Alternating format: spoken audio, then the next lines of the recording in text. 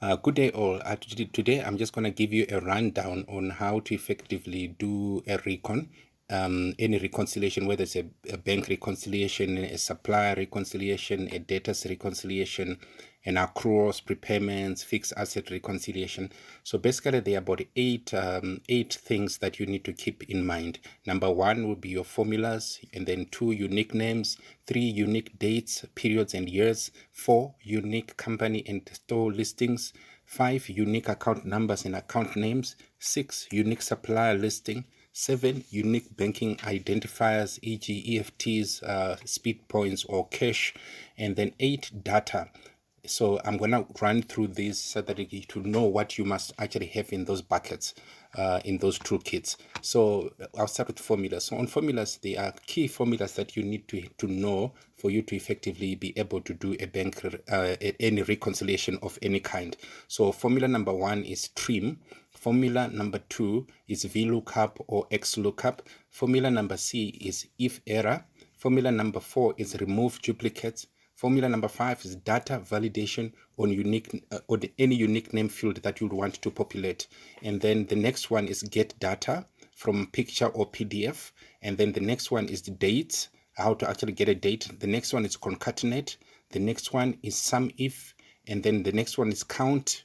And then the next one is left or right, mid, then length, upper, lower, and proper, index match, and then log cells or log sheets or worksheet or workbook. So basically these formulas, you need to know them as the back of your hand so that you can be able to do anything. And then unique names. So for instance, you're doing a bank reconciliation where you are taking a statement. One may be labeled as, one detail may be labeled as PNP, and the next one will be pick and pay, but the same one, it's one and the same thing, is pick and pay. So then you create a unique column, unique name column, and then you put either pick and pay for those two or PNP, whichever works. That's the unique names. And then unique dates, periods, and years.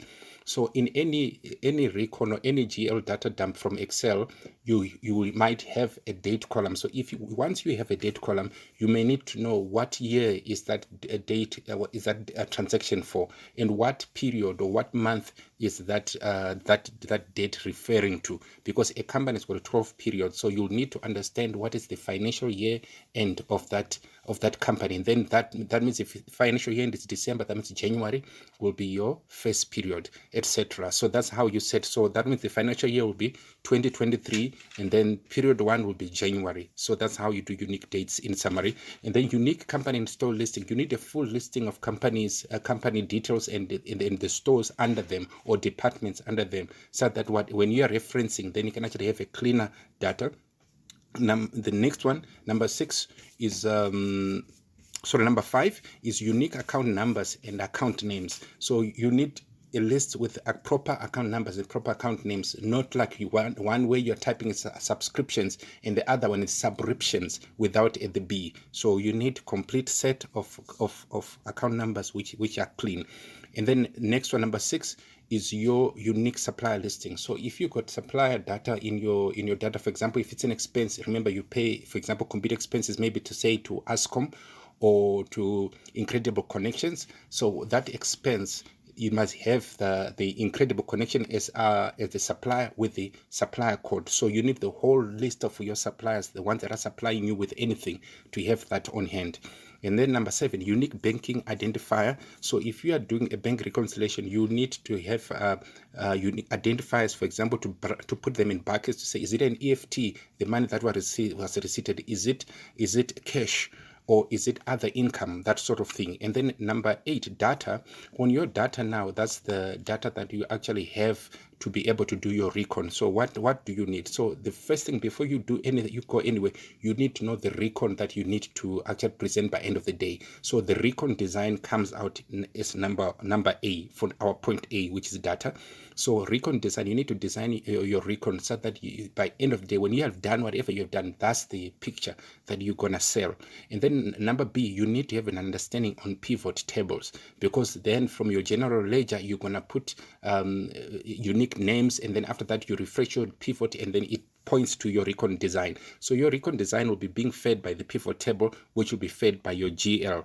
So number 3 that you need to have, number C on data, is trial balance, because for any recon you need to reconcile it as at a point in time. For example, it's going to be as at maybe say the 31st of May 2023, or maybe say at the 31st of December 2022. So at a particular day, so when you're reconciling on the, for example, the 31st of December 2022, you need a trial balance as at that date. And also the GL, the number 4, the D, it's general ledger. So you need to run the GL for that chart that you're trying to reconcile.